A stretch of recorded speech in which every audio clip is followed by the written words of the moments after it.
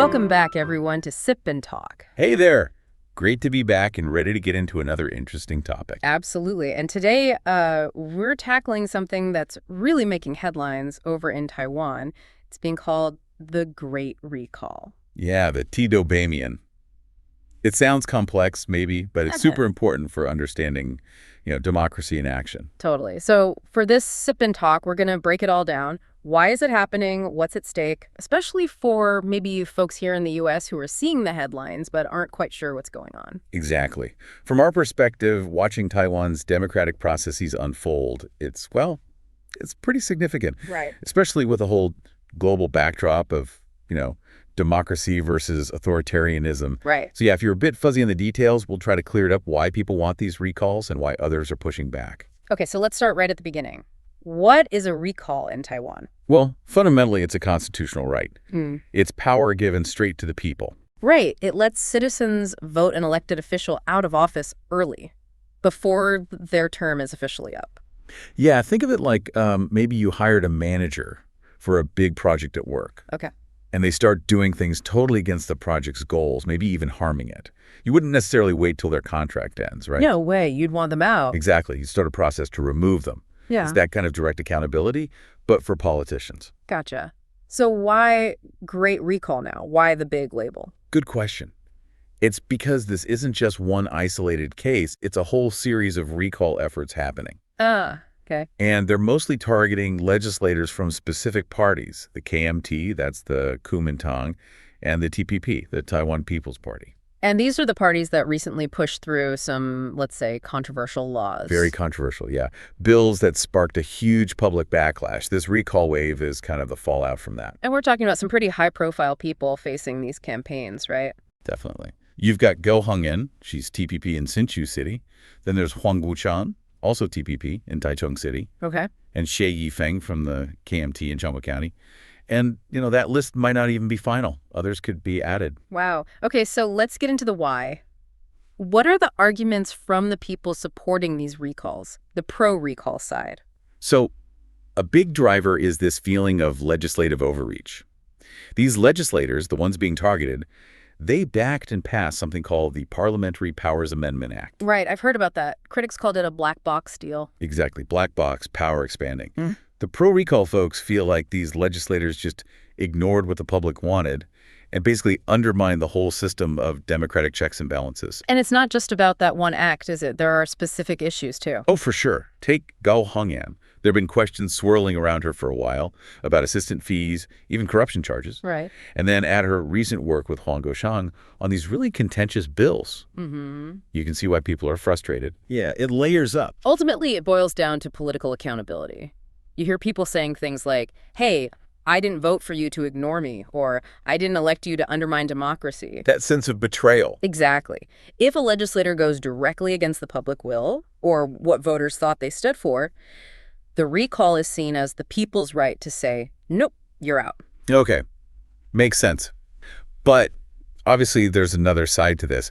What are the anti-recall arguments? Well, their main point is really about respecting the election result. The basic idea is, look, the people voted them in, Right. so they should serve their full term. If you don't like them, fine, vote them out in the next election. That's how it's supposed to work. Don't short-circuit the process. Pretty much. And a lot of people opposing the recalls see this whole thing as just, political gamesmanship. How so? Some argue it's basically the DPP, that's the ruling Democratic Progressive Party, trying to get revenge because they lost control of the legislature in the last election. Like sour grapes. Kind of. And the worry is, if this becomes the norm, you just end up with constant political infighting. Nothing gets done because everyone's always trying to recall everyone else. Which leads to that fear of setting a bad precedent. Right? Exactly. That's a huge concern for the anti-recall side. If recalls just become standard practice after every election loss. Taiwan's politics could just turn into this nonstop campaign mode and never-ending election cycle. Right. And how can a government actually govern, tackle real problems if it's constantly fighting off recall attempts? Yeah, that's a fair point. So for you listening, this is kind of the dilemma, right? If you feel like, okay, these specific politicians really crossed the line, betrayed voters, maybe even damaged democracy, then recall might seem like the right move. But if you believe more in respecting the full term, or maybe you actually support what those legislators did, or you're just worried about this endless cycle of political payback, then you'd vote against it. Exactly. It really shows that the recall power is meant to be the people's tool, not just a weapon for parties to use against each other. Your vote isn't just, I like them or I hate them.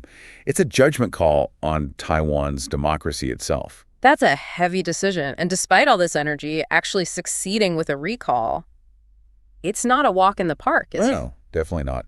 The bar is set pretty high. How high? Well, take Hsinchu City for Gaohongyan. They need a lot of yes votes. I think it's something over 67,000. Wow. And this is key. Those yes votes have to outnumber the no votes. It's not just about getting a majority of whoever shows up. You need a certain number, and you need to beat the opposition. So just getting your supporters out isn't enough. Right, and this is crucial. People who are against the recall, they actually need to show up and vote no. Because if they stay home. Now, their silence basically helps the recall pass. If the yes side meets its threshold and there aren't enough no votes to counter them, it goes through. So apathy on the anti-recall side could actually tip the balance. Exactly. It really highlights how important participation is on both sides. Every vote, even not voting, really matters here. Okay, let's maybe zoom in a bit. You mentioned figures like Fu Kunchi from the KMT being targets. Why him specifically? What's the story there? He gets painted as, disruptive and pro-China. Yeah, Fu Kunchi is definitely a central figure in this. And the reasons people want him recalled are, well, there are several layers. Lay it on us. Okay, first big one. His frequent trips to China and his rhetoric. Since early 2024, he's led KMT delegations to mainland China, to Hong Kong. Meeting with CCP officials. Yep, high-level ones like Wang Huning. And he's using language like both sides of the strait are one family, while also criticizing Taiwan's own government for supposedly cutting ties. That sounds problematic for a Taiwanese legislator. It definitely raises eyebrows. It makes people ask, whose side are you really on? Are you representing Taiwan, or are you pushing Beijing's talking points? It erodes trust, And didn't he say something about representing Taiwan's government in Hong Kong? He did. Claimed to represent Taiwan's central government. That really fueled speculation. Was he promoting Beijing's agenda? Was there some kind of deal being made? The DPP jumped on that, calling him pro-China and basically doing the CCP's bidding. Okay, so that's the China angle. What else? The second point is pushing that controversial legislation we talked about earlier, the stuff critics say weakens Taiwan's democracy. The Parliamentary Power Expansion Act and others. Right. Under his leadership as the KMT caucus convener, the KMT and TPP pushed these bills through. They were questioned right away about whether they were even constitutional, whether they messed up the balance of power. And some were ruled unconstitutional later, weren't they? They were, by Taiwan's constitutional court, which led to serious accusations like violating the Constitution, shaking the foundations of the constitutional order. That's pretty heavy stuff. Absolutely. Wow. Anything else? Yeah. Then there are the budget cuts. KMT and TPP legislators, under his caucus leadership, cut or froze billions of new Taiwan dollars. Affecting what? A big chunk was from the national defense budget. Something like 8.4 billion TWD cut, maybe 90 billion frozen, leading to real worries about military readiness. Especially given the situation with China. Exactly. But it wasn't just defense. It had funding for Hualien earthquake recovery, his own constituency, ironically. Yeah. Railway repairs, the state power company's disaster funds, even rent subsidies and paternity leave. Real impacts on ordinary people. So policy decisions with tangible consequences. Definitely. And then there's his leadership style itself. Point 4. Perceived authoritarianism and parliamentary chaos. What does that mean in practice? Reports surfaced of him being overly assertive as caucus leader, party members feeling like they couldn't disagree. Yeah. And there were these chaotic scenes in parliament, things like forcibly holding meetings, even physically breaking into the chamber. Not a good look for procedural democracy. Not at all. It raised public alarm about fairness and just basic democratic norms being ignored. Okay, one more. Yep, 5th point. These persistent allegations about a Fu family dynasty and potential conflicts of interest. Meaning? Accusations that he and his wife, who's also a politician, use public resources for their campaigns, essentially building a political dynasty in Raleigh County. Claims of misusing public money for personal promotion. Okay, so putting it all together. The China visits, the controversial laws, the budget cuts, the leadership style, the dynasty claims. Exactly. When you connect those dots, You see the narrative driving the recall effort against him and against others seen as aligned with him. It's framed as pro-China KMT forces are creating chaos, violating the Constitution, suppressing democracy. And that becomes the core argument for this great recall movement leading into 2025. That's the essence of it, yeah. So let's unpack that pro-China label a bit more. Why is that specifically such a powerful reason for recall in Taiwan? It feels different than just, say, disagreeing on tax policy. It absolutely is. An analogy might help. Imagine, like, your neighborhood elects someone to the community board, right? Okay. And there's this really aggressive neighbor down the street who's always talking about taking over everyone's houses, bullying people. Yeah, not good. And your elected rep keeps going over there, being buddy-buddy, and then comes back saying, you know, they're not so bad, we should cooperate more. I'd feel pretty uncomfortable. Like, whose side are you on? Exactly. That captures the tension. So let's break down the specific concerns with these pro-China legislators in Taiwan. Go for it. First, it's that core issue. Who do you represent? They're elected by Taiwanese people, presumably to represent Taiwan's interests. Right. That's the job. But then these specific figures seem to downplay or ignore China's constant military threats, its efforts to isolate Taiwan internationally. And they meet with high-level CCP officials. Yes. And then they come back and publicly criticize Taiwan's own democratically elected government, often without saying much about China's actual aggression. It forces the question, are you a Taiwanese legislator or are you acting like some kind of envoy for Beijing? Fundamental question of loyalty. It really is, which ties into the second point. Can a democracy tolerate elected officials who seem to support an opposing authoritarian regime, especially one that explicitly threatens you? Exactly. Yeah. China doesn't recognize Taiwan's existence as a separate country and openly talks about military unification by force if necessary. So for many Taiwanese, having a legislator who seems okay with that or even endorses that regime, it's just unacceptable. Okay. It would be like, I don't know, a U.S. Congress member actively supporting Putin or maybe the Taliban. It just wouldn't fly. Precisely. It feels like a fundamental betrayal of their role. Mm-hmm. And the third concern is that their actions might be making Taiwan more like China. How so? Through legislation? Yeah. Those controversial bills we talked about, critics argue they weaken press freedom, they give the legislature way more power with less public oversight, they expand government or party control. Things that sound familiar if you look at how China operates. Right. It makes people worry that they're using democratic processes, legal means, to slowly erode Taiwan's democracy from within, shifting it closer to Beijing's model. So it's not just the label pro-China? No, not at all. The key thing people react to is when it feels like a legislator has flipped their stance after the election, when they seem to betray voter expectations. Using the power the people gave them. To speak and act for what's seen as an opposing hostile regime. And given China's very real expansionist goals, this isn't just seen as a different political opinion. For many, it's straight up national security. It's about democratic survival. So if you were explaining this to a friend, you might say, look, political differences are normal. That's democracy. But using your elected office to basically vouch for a country that actively threatens and tries to suppress us, that crosses a line. This isn't just blue versus green politics. It's about protecting Taiwan's future. That makes the stakes incredibly clear. Okay. Let's shift gears slightly. There's this other reaction you sometimes hear both inside and outside Taiwan, this kind of apathy. Yeah. It's none of my business crowd. Right. Or how do you really know China will attack? Or even, what's so bad anyway? We can't win, so why bother fighting it? Those sentiments, they're dangerous. They represent some serious blind spots. Societal apathy is a huge vulnerability for any democracy, but especially one under threat like Taiwan. Let's take that first one. It's none of my business. Okay, when you say that, what are you really doing? You're basically giving up your right to choose. You're letting other people decide your future. You're opting out. Exactly. And if the worst happens, if China does take over, you won't get a choice later. Democracy needs people to participate, to take a stand, especially at critical moments. Saying, it's not my business is like someone's breaking in your house and you just say, oh, that's between them and the cops. By the time you decide it is your business, it might be too late. The locks might be changed. Precisely. Okay, what about how do you know China will attack? Is it just fear-mongering? Well, look at what China itself says and does. Their own official documents, their defense white papers explicitly state they do not renounce the use of force against Taiwan. They haven't rolled it out. Not at all. Xi Jinping constantly talks about unifying Taiwan as a historic mission. He offers no guarantees of peace.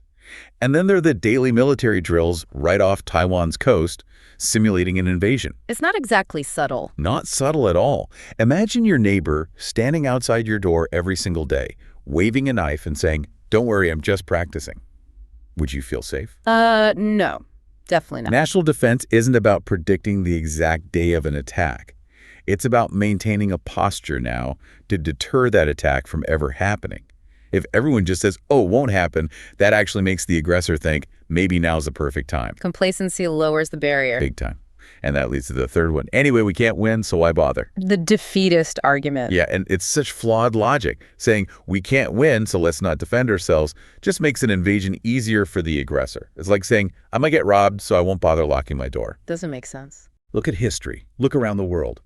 Ukraine, Finland, Israel, smaller nations like Lithuania, the Czech Republic, they've maintained their sovereignty, often against much bigger threats, because of high public awareness and a willingness to defend themselves. And international support plays a role too, right? Absolutely. But international help isn't usually unconditional. If Taiwan looks like it's not willing to put up a fight itself, why would other countries step in? Surrendering because you think you can't win isn't realism, it's disarmament. It lowers deterrence and actually invites aggression. So these seemingly simple comments, none of my business, it won't happen, we can't win, they actually reveal a lot. They really do. Social apathy, maybe distrust in institutions, a lack of geopolitical awareness, underestimating the threat, maybe not seeing the bigger international picture, ignoring what authoritarianism actually looks like. It's a dangerous mix. So the question for you, the listener, really becomes, do you want someone else deciding your future for you? Or do you want to make your own voice heard right now? Because if you ignore politics today, politics will definitely not ignore you tomorrow. Do you want your kids and grandkids speaking the language of an authoritarian state or the language of freedom? That really puts it in perspective. And this ties into something else we need to talk about, China's cognitive warfare. Yes, this is huge. Taiwan isn't just facing military hardware threats. There's this constant, invisible, subtle battle going on. Cognitive warfare. What does that mean exactly? Is it just propaganda? It's more insidious than classic propaganda. Cognitive warfare isn't necessarily about making you think China is great. It's often about making you doubt your own country. Making you feel politically cynical, apathetic, disillusioned, making society divided against itself, making it impossible to rally together for action like voting or like supporting a recall when it really matters. So it's about paralyzing democratic society from within. Precisely. And it's not theoretical. Chinese government documents explicitly talk about information warfare, legal warfare, and public opinion warfare as things you do before any actual fighting starts. Wow. Okay, so how does this actually work? How do they wage this invisible war? A major battlefield is short video platforms. Douyin, TikTok, which is Chinese-owned, remember, but also YouTube, Facebook Reels. What happens on those platforms? They use this mix. You'll see stuff from content farms, basically factories churning out specific narratives blended with seemingly innocent short videos. Like what kind of videos? Maybe street interviews where young people just happen to say, "Oof, I don't care who's president, DPP, KMT, they're both corrupt." Or slick-looking KOL analyses, key opinion leaders arguing, China's not that bad, really, it's Taiwan's government provoking them. Or maybe shocking exposés. Exactly. Videos twisting facts like the DPP just wants to recall KMT members because they're dictators. The goal isn't necessarily to make you pro-CCP, it's to weaken your trust in your own democratic system and leaders. Make you think everyone's corrupt, nothing works. Right, and the algorithms play a huge role. Platforms like TikTok have these recommendation systems that aren't transparent at all. So they could be pushing certain views. There's strong suspicion they do. You might find your feed filled with DPP scandal, government failure, China's economy booming. But you'll rarely see stuff about, say, CCP repression in Xinjiang, or media censorship in China, or human rights lawyers disappearing. Creating an echo chamber. A massive one. It makes you think, wow, everyone must feel this way, which just reinforces biases and drives deeper wedges in society. And what about comments? The comment sections, that's another front. You have the Wu Mao, the paid pro-Beijing commenters and other outsourced groups. What do? They flood comments with fake accounts, pushing narratives like, this recall is just the Green Party stirring up trouble, or why get so worked up, recalls don't change anything anyway. Trying to shape the conversation. Exactly. And then they'll screenshot these floods of comments and spread those screenshots on local Taiwanese platforms, line groups, forums like Dcard, PTT. It creates this totally false impression of what everyone is saying. Wow, that's sophisticated manipulation. It is. And finally, there's the emotional angle. Fatigue bombing. Fatigue bombing. Yeah.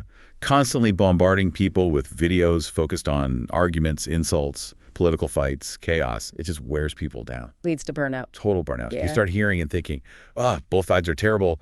I'm just an ordinary person. What can I do? What's the point of arguing?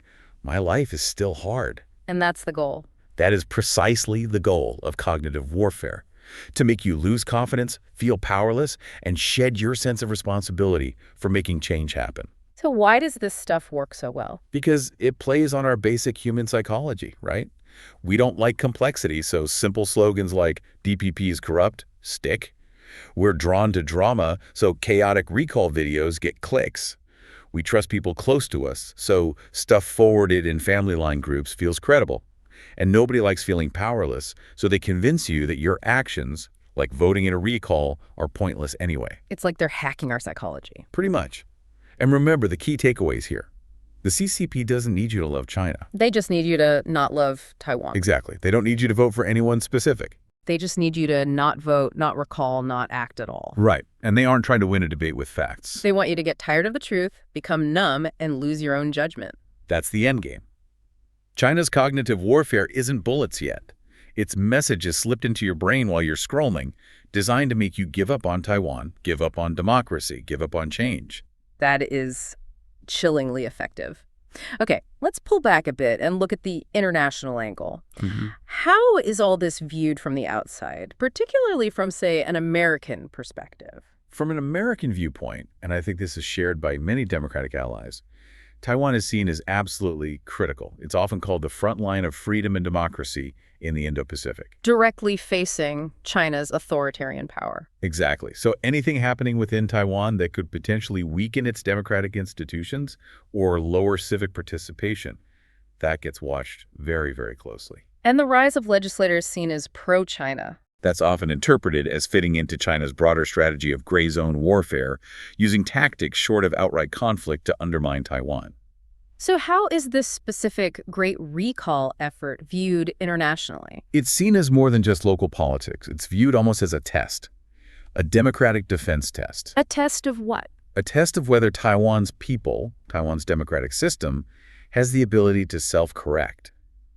Can it identify and push back against political representation that seems compromised or aligned with an external authoritarian threat? Can it resist infiltration from within? That's a significant lens through which to view it. And how would foreign media likely interpret recalls of figures like Fu Kunchi if they happen? Well, they'd likely focus on a few key themes. His perceived pro-China stance, obviously. His role in pushing legislation seen as aligning with Beijing's interests or undermining democratic checks like those parliamentary power bills. Things seen as points of infiltration. Right. Also, the way those bills were passed, the lack of debate, the procedural chaos that gets linked internationally to democratic backsliding concerns. And the outcome of the recall itself. If the recalls succeed, it'll likely be reported as a sign of Taiwan's democratic resilience, the public pushing back against pro-China influence. If they fail, well, some observers might worry about growing apathy or maybe declining democratic strength in Taiwan. It's interesting. We have parallels in the U.S. experience, don't we? We do. Americans can recall governors, mayors. We saw that with Gavin Newsom in California not too long ago. It's a similar mechanism to Taiwan recalling legislators. And the concerns about foreign interference. Absolutely.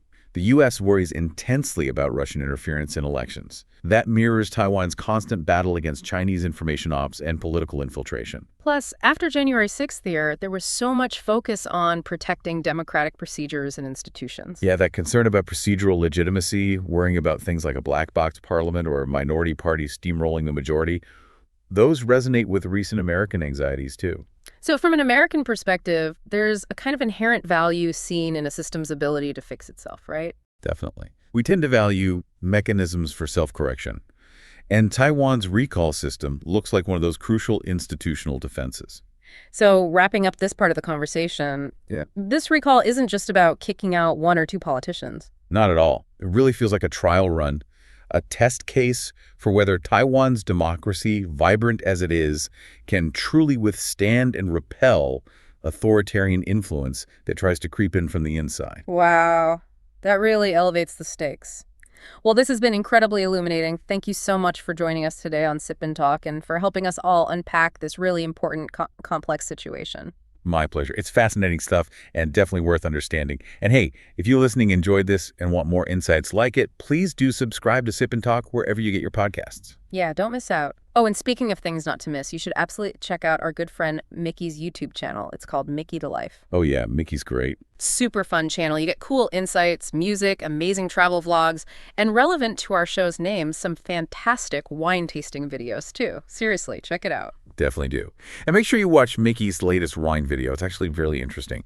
A good way to unwind after all this serious talk. Perfect suggestion. All right, everyone, until next time, stay curious. And keep sipping that knowledge.